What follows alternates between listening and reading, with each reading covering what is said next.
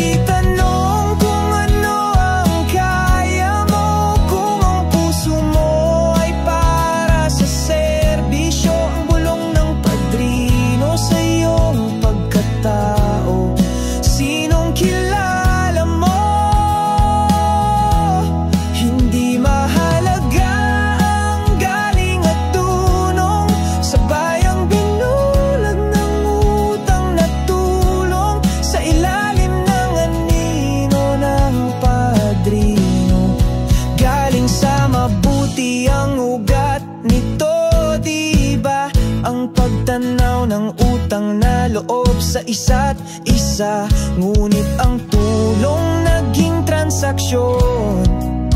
Bawat pabor may bagong obligasyon.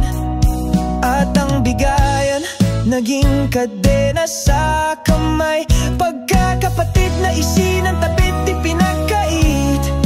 Paano tayo ahon sa kumunoy na ito, kung ang tanikala'y hawak din ng kapwa Pilipino?